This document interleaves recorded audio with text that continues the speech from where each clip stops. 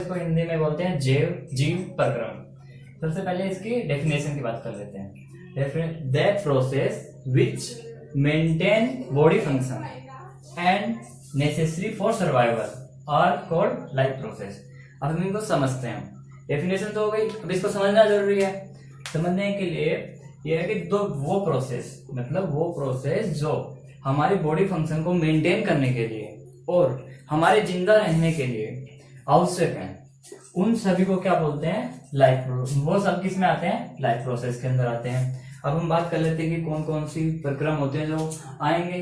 तो एग्जाम्पल की बात करते हैं। तो उसके अंदर पहला एग्जाम्पल आता है हमारा न्यूट्रिशन। न्यूट्रिशन को हिंदी में क्या बोलते हैं? पोषण। दूसरा हमारा आता है रेस्पायरेशन। रेस्पायरेशन को हिंदी में क्या बोलते हैं? श्वसन। तीसरा आता है हमारा सर्कुलेशन। सर्कुलेशन को हिंदी में क्या बोलते हैं? प्रीसंचरण। और चौथा हमारा आता है एक्सक्रीशन।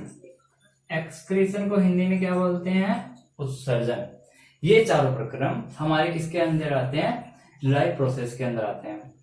और हमें इस चैप्टर के अंदर इन्हीं चारों चीजों के बारे में पढ़ना है आगे जाके। समझ में आया? अब हम कुछ बातें पुरानी कर लें, क्योंकि जो इस चैप्टर से रिलेटेड हैं और आपकी पहली वाली क्लासेस में दिए हुए थे उनकी बात कर लेते हैं। तो उसके अंदर हमारे सबसे पहले आएगी लिविंग और नॉन लिविंग के बारे में जानना। लिविंग मतलब सजीव, नॉन लिविंग मतलब निर्जीव। मतलब हम सबसे पहले ये जानेंगे कि कौन से जीव सजीव होते हैं, कौन से निर्जीव होते हैं। तो अब ये तो है नहीं कि हम दोनों के बारे में बताएंगे। हम सजीव के बारे में आपको बता देंगे कौन सी कैटेगरी होती है तो ये डिसाइड करती है कि ये सजीव है, और कौन सी कैटेगरी होती है तो ये डिसाइड करती है कि वो निर्जीव है। तो हम लिविंग थिंग्स के बारे में आपको बता देंगे, आप नॉन लिविंग समझ जाना। एंड नॉन लिविंग, ये हो गया तुम्हारा सजीव और ये निर्जीव। सबसे पहले लिविंग्स की बात करते हैं। अब ऐसा कोई क्राइटेरिया नहीं होता कि कुछ के अंदर आप बोलो कि ये एक चीज है, उससे हम ये डिसाइड कर लें कि ये सजीव होगा। इसके लिए बहुत सारे क्राइटेरिया होते हैं। सबसे पहली बात होती है ग्रोथ, कि सजीव जो होगा उसके अंदर ग्रोथ होगी।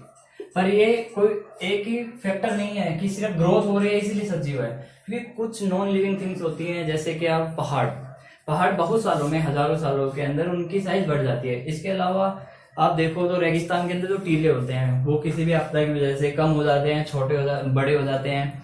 तो वो सब चीजें अगर हम देखते हैं तो ऐसा लगता है इसकी ग्रोथ कम हो गई, इसकी ग्रोथ ज्यादा हो गई, पर वो किसकी वजह से हो रहा है? नेचर की वजह से हो रहा है। पर उसे नहीं, पर जो पर्वत होते हैं उनकी ग्रोथ होती है, वो देखी जाती है, पर वो किसकी वजह से? प्राकृतिक आपदाओं की वजह से या प्राकृतिक चीजों की वजह से होती है।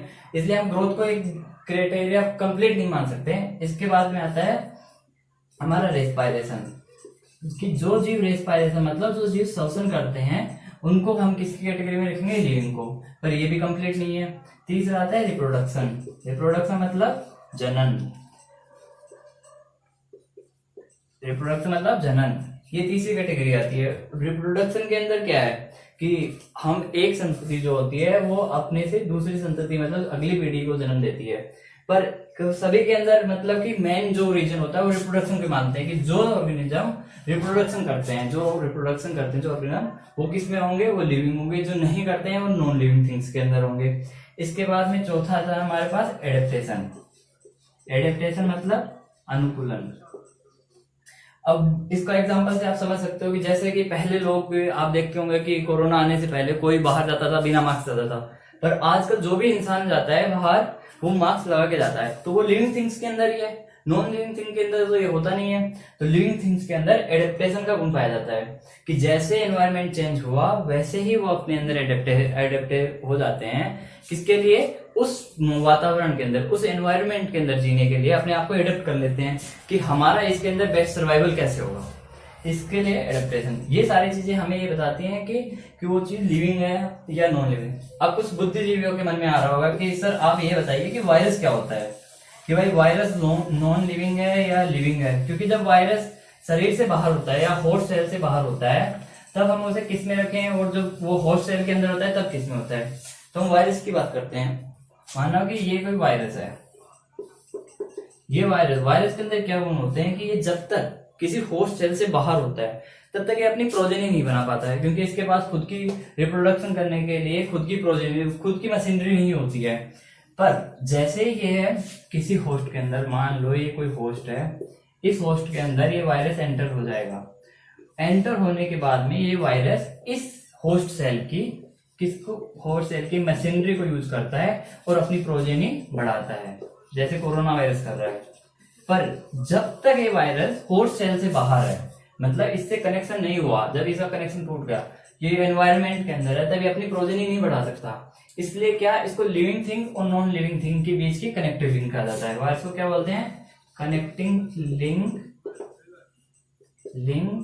Between living and non living. क्योंकि ये क्या करता है, जब तक बाहर है तब तक किसकी तरह है? Non living. क्यों बोला? क्योंकि रिप्रोडक्शन नहीं कर पाता रहा है, और जब होस्ट के अंदर चला गया तभी अपनी प्रोजेनी बढ़ा पा रहा है, इसलिए इसको किसके अंदर रखा? लिविंग के अंदर।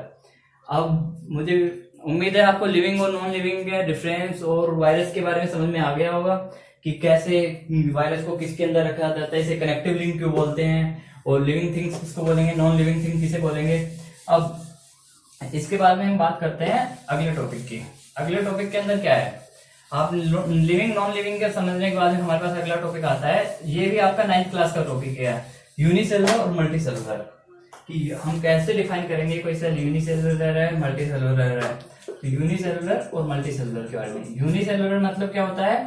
यूनि मतलब एक, सेलुलर मतलब कोशिका। यूनिसेलुलर को हिंदी में क्या बोलते हैं? एक कोशिकीय। और मल्टीसेलुलर को क्या बोलते हैं? बहुकोशिकीय। अब हम बात करते हैं सबसे पहले यूनिसेलुलर की।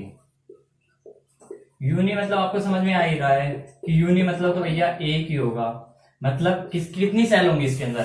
सिर्फ एक सेल होगी। जबकि मल्टीसेलुलर के अंदर बहुत सारी, मतलब दो हो सकती हैं या दो से अधिक सेल, मतलब मिलियंस के अंदर कितने भी सेल हो सकती हैं। अब हम सबसे पहले जो 4 चीजें हमने लाइफ प्रोसेस के अंदर आपको बताई थी, बताओ कौन कौन सी हैं? याद है? नहीं? चलो मैं बता देता हूं आपको। लाइफ प्रोसेस के अंदर हमने 4 चीजें बताई थी। सबसे पहला न्यूट्रिशन, दूसरा था रेस्पिरेशन, तीसरा था सर्कुलेशन, चौथा था एक्सक्रीशन। अब ये समझते हैं कि यूनिसेलुलर ऑर्गेनिज्म के अंदर ये सारी प्रोसेस कैसे होती है। यूनिसेलुलर एक ही सेल है, मतलब सारे जो काम होंगे वो इसी सेल के अंदर होंगे। तो मान लो कि ये कोई फूड पार्टिकल था, ये एक फूड पार्टिकल है। इस फूड पार्टिकल को ये यूनिसेलुलर ऑर्गेनिज्म अपनी प्लाज्मा मेम्ब्रेन के द्वारा, ये आपको जब अमीबा को समझाएंगे तब बता देंगे, ये अपनी प्लाज्मा मेम्ब्रेन के द्वारा अपने शरीर के अंदर ले लेती है। ये आ गया भैया फूड पार्टिकल। अब आपको एक चीज मैं पहले बता देता हूँ कि जब फूड पार्टिकल होते हैं, ये क्या होते हैं कि हमें जो एनर्जी सोर्स होता है वो ऑर्गेनिक मटेरियल होता है। तो ऑर्गेनिक मटेरियल से हमें एनर्जी प्राप्त करनी होती है, तो उसका ऑक्सीडेशन करना होता है। और ऑक्सीडेशन करने के लिए हमें किसकी आवश्यकता होगी? आपने फर्स्ट लेक्चर में अभी आपको अजरा से पढ़ाएंगे कि ऑक्सीडेशन रिडक्शन के बारे में, वो आपको और अच्छे से बता देंगे। मैं अभी जो हमारे चैप्टर में लाइफ प्रोसेस के अंदर जो ऑक्सीडेशन रिडक्शन की जो चीजें काम आएंगी वो बता दूंगा। ऑक्सीडेशन का मतलब होता है किसी भी मॉलिक्यूल से ऑक्सीजन का जुड़ना। अगर ऑक्सीजन बाइंड हो रही है तो इसका मतलब क्या है? ऑक्सीडेशन। या किसी भी मॉलिक्यूल से हाइड्रोजन हट रही है तो इसे क्या बोलते हैं? ऑक्सीडेशन। ये दोनों प्रोसेस होती हैं, वो किस में आती है? ऑक्सीडेशन में। और इसका उल्टा भी है कि अगर ऑक्सीजन हटेगा तो उसे रिडक्शन बोलते हैं, हाइड्रोजन जुड़ेगा तो रिडक्शन बोलते हैं उसे भी। अब हम बात कर लेते हैं, ये फूड आया, इसका ऑक्सीडेशन करना है, इसके लिए हमें किसकी जरूरत होगी? ऑक्सीजन की। तो जो बाहर से जो ऑक्सीजन आएगी वो भी क्या है, कहां से आएगी? इसी प्लाज्मा मेम्ब्रेन के द्वारा, इसी सेल के अंदर। ये आ गई हमारी ऑक्सीजन। ये दोनों मिलेंगे और किसका निर्माण करेंगे? एनर्जी का। एनर्जी बन गई। इस दौरान कुछ वेस्ट प्रोडक्ट भी बनेंगे या नहीं? बनेंगे, क्योंकि जब एनर्जी बन रही है, इसका ऑक्सीडेशन हो रहा है, तो कुछ चीजें जैसे कि जो हमारे इस सेल के लिए काम नहीं आने वाली हैं वो भी बनेंगी। तो उस वेस्ट प्रोडक्ट को हमें कहा? इससे बाहर करना होगा सेल से। तो इसके लिए कौन सी प्रोसेस करेंगे? एक्सक्रीशन। यूनिसेलुलर ऑर्गेनिज्म के अंदर ट्रांसपोर्टेशन नहीं होता है, क्योंकि ट्रांसपोर्टेशन या सर्कुलेशन की जरूरत ही नहीं होती है, क्योंकि सारा काम एक ही सेल के अंदर हो रहा है, तो हमें उसी सेल के अंदर रहना है। अगर घर में रहना है तो हमें थोड़ी किसी चीज की जरूरत होगी। तो इसी के अंदर, ये इसका घर है, यही पूरा ऑर्गेनिज्म है, तो हमें किसी भी चीज की जरूरत नहीं होगी, ट्रांसपोर्टेशन की जरूरत नहीं होगी, और ये होगी। तो पहला हो गया हमारा न्यूट्रिशन, रेस्पिरेशन, एक्सक्रीशन, ये तीनों चीजें यूनिसेलुलर ऑर्गेनिज्म के अंदर होती हैं। अब इसके बाद में हम बात करते हैं मल्टी सेलुलर ऑर्गेनिज्म की। मल्टी सेलुलर ऑर्गेनिज्म बात करने से पहले हम ये बात कर लेते हैं कि भैया ये बनता कैसे है, कोई भी ऑर्गेनिज्म बनता कैसे है। तो उससे पहले बात करने के लिए हमें थोड़ा मिटा देता हूं इसे, क्योंकि बोर्ड की जरूरत है अभी। मल्टी सेलुलर ऑर्गेनिज्म की बात करते हैं। तो पहले ऑर्गेनिज्म बनाते हैं हम। ऑर्गेनिज्म बनाने के लिए हमें क्या, ऑर्गेनिज्म की इसमें बहुत सारे ऑर्गन मिलकर ऑर्गेनिज्म बनाते हैं, बहुत सारे टिश्यू मिलकर ऑर्गन बनाते हैं, बहुत सारी सेल मिलकर किसका निर्माण करती हैं, टिश्यू का। अब हम क्रम वाइज देखते हैं। ये कोई सेल थी, इस सेल के अंदर ये जो यूनिसेलुलर सेल होती है उसके अंदर क्या है कि एक ही सेल के अंदर सब चीजें प्रेजेंट होती हैं। आपने देखा कि सब चीजें वहीं पे हो रही थी, मतलब सारे ऑर्गन जो उन चीजों को करने के लिए जरूरी थे वो सभी उसमें प्रेजेंट होंगे, तभी तो हो रहे थे। उसके अंदर यूनिसेलुलर सेल के अंदर कोई भी, अगर ये कोई मल्टी सेलुलर ऑर्गेनिज्म है, उसकी कोई एक सेल है, इस सेल के अंदर भी इसका खुद का न्यूक्लियस होगा, खुद का माइटोकॉन्ड्रिया होगा, इसके अलावा इसके खुद के राइबोसोम्स होंगे, इसके अलावा इसका खुद का एंडोप्लाज्मिक रेटिकुलम होगा। ये सब चीजें इसकी खुद की होंगी, इसी एक सेल में भी होंगी। अब ऐसी बहुत सारी सेल, मान लो ऐसी ही तुम्हारे पास बहुत सारी सेल मिल जाएंगी, एक ही तरह की बहुत सारी सेल एक ही जैसी होनी चाहिए वो सारी सेल अगर मिल गई, ये सभी के अंदर न्यूक्लियस प्रेजेंट होगा। ये जो चीजें मैंने इसके अंदर बताई हैं वो सभी चीजें इसी के अंदर भी प्रेजेंट होंगी। चलो, माइटोकॉन्ड्रिया सब में प्रेजेंट होगा, ये राइबोसोम प्रेजेंट होगा, एंडोप्लाज्मिक रेटिकुलम प्रेजेंट होगी, ये सभी चीजें इनमें प्रेजेंट होंगी। और इन सबको, ये जो ग्रुप बना, ये जो सेल्स का ग्रुप बना, इससे बहुत सारी सेल है, उसको क्या बोलते हैं, टिश्यू। ये है टिश्यू। अब ऐसे ही बहुत सारे टिश्यू मिलके किसका निर्माण करेंगे, ऑर्गन्स का। उन ऑर्गन के अंदर कुछ एग्जांपल, जैसे कि आपका हार्ट, हृदय बन गया, लंग्स बन गए, लंग को क्या बोलते हैं, फेफड़े, हार्ट को क्या बोलते हैं, हृदय। इसके अलावा आपका बन गया किडनी बन गया, जैसे इसे बोलते हैं गुर्दा, स्प्लीन बन गया। ये सब ऑर्गन्स क्या बन जाएंगे, क्योंकि टिश्यू मिलकर किसका निर्माण करेंगे। ये क्या है, किसका एग्जांपल है, ये सारी चीजें, ये चारों चीजें किस में आती हैं, ऑर्गन में आती हैं। और अब ये सारे ऑर्गन मिलके किसका निर्माण करेंगे, एक ऑर्गेनिज्म का। मतलब जो मल्टी सेलुलर ऑर्गेनिज्म होता है उसके अंदर प्रत्येक काम, यानी कि जो कोई भी काम होगा उसको करने के लिए अलग अलग चीजें होती हैं। जैसे हार्ट का क्या काम होता है, ब्लड को ट्रांसपोर्ट करना, मतलब रक्त को एक जगह से दूसरी जगह भेजना। लंग्स का क्या काम होता है, श्वसन के अंदर रेस्पिरेशन के यूज होते हैं। किडनी किसके अंदर, एक्सक्रीशन के अंदर यूज होती है। अपने स्प्लीन जो होता है वो डाइजेशन के अंदर यूज होता है। मतलब क्या है, मल्टी सेलुलर ऑर्गेनिज्म है, इसके अंदर ये सारी चीजें प्रेजेंट है और प्रत्येक का काम अलग अलग है और वो अलग अलग कर रहे हैं। अब आप मल्टी सेलुलर ऑर्गेनिज्म को समझ गए होंगे। अब हम मल्टी सेलुलर ऑर्गेनिज्म के अंदर भी आपको बता देते हैं कि कैसे जो चारों चीजें हमने आपको पहले बताई थी, कौन कौन सी लाइफ प्रोसेस के लिए कौन सी जरूरी होती है, एक बार फिर से बताना। पहली क्या है बताओ, याद है, पहली है न्यूट्रिशन, दूसरी रेस्पिरेशन, तीसरी बताओ सर्कुलेशन, चौथी एक्सक्रीशन। वो चारों चीजें हमारी एक मल्टी सेलुलर ऑर्गेनिज्म के अंदर भी होगी। मैं ये भी मिटा देता हूं, आप समझ गए होंगे कौन सा टॉपिक चल रहा है।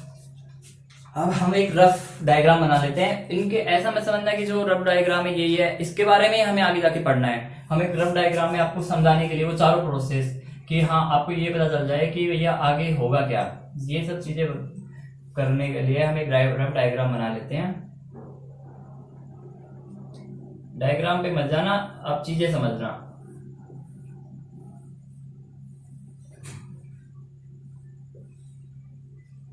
ये हो गया आपका एलिमेंट्री कैनाल।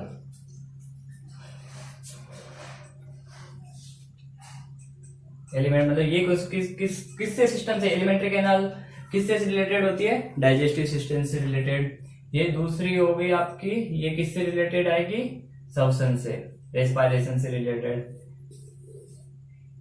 ये रेस्पिरेशन से रिलेटेड होगी। ये सभी डायग्राम में अलग अलग बना के आपको, जैसे ही हम डाइजेस्टिव न्यूट्रिशन पढ़ाएंगे, न्यूट्रिशन के अंदर ये पूरी फिर से बनाएंगे हम एलिमेंट्री कैनाल, इसको फिर से समझाएंगे। जब रेस्पिरेशन पढ़ाएंगे तो लंग्स बनाएंगे, इसको फिर से समझाएंगे। अब हम बात कर लेते हैं कि आपने एक फूड पार्टिकल, एक मल्टी सेलुलर ऑर्गेनिज्म है, मल्टी सेलुलर ऑर्गेनिज्म की बात कर रहे हैं, बहुकोशिकीय जीव की।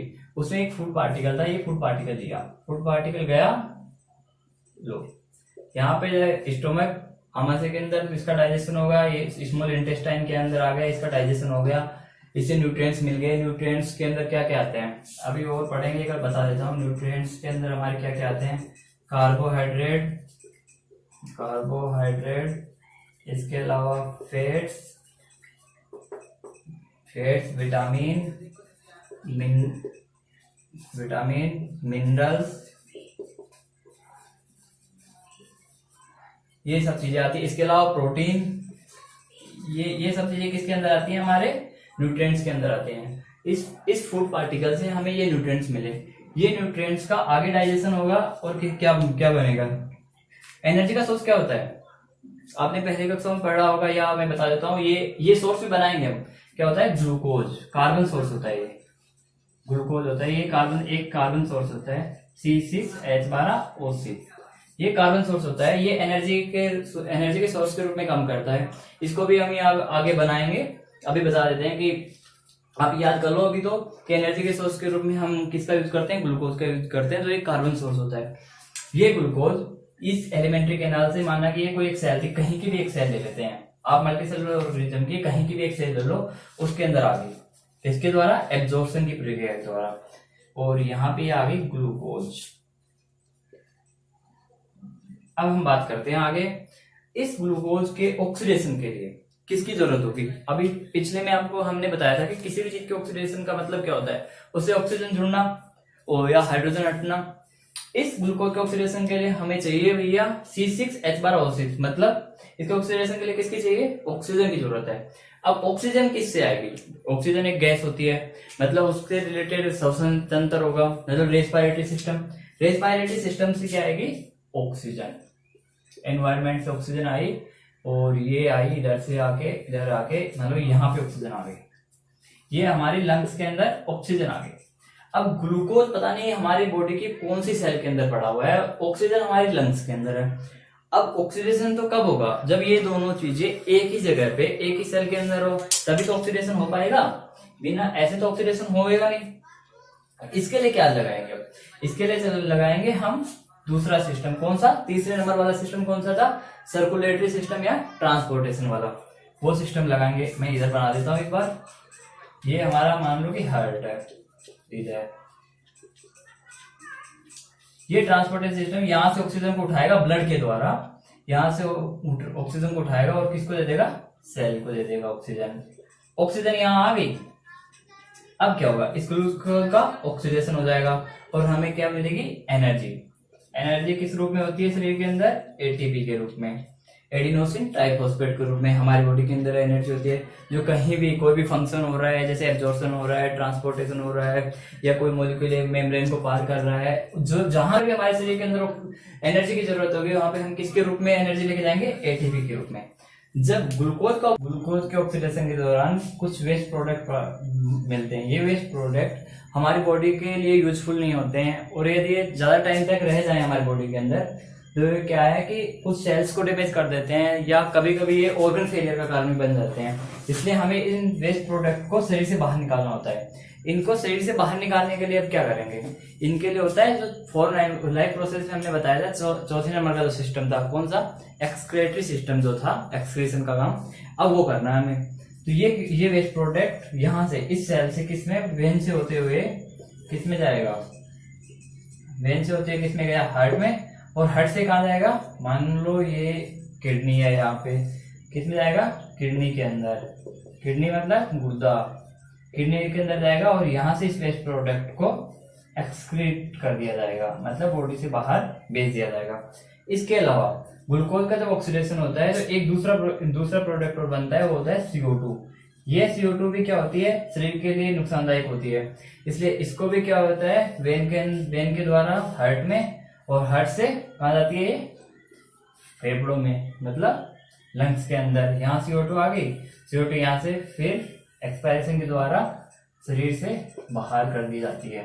ये वेस्ट प्रोडक्ट ग्लूकोज के ऑक्सीडेशन के दौरान बनते हैं। अब इसके बाद में अपना पहला टॉपिक आता है, ये तो ओवरव्यू बता दिया हमने, इसके बाद में हमारा पहला टॉपिक आएगा न्यूट्रिशन। उसको न्यूट्रिशन, जो रेस्पिरेशन, सर्कुलेशन और एक्सक्रीशन, वो हम आने वाले अगले वीडियो में पढ़ेंगे पूरा डिटेल के साथ। Thank you.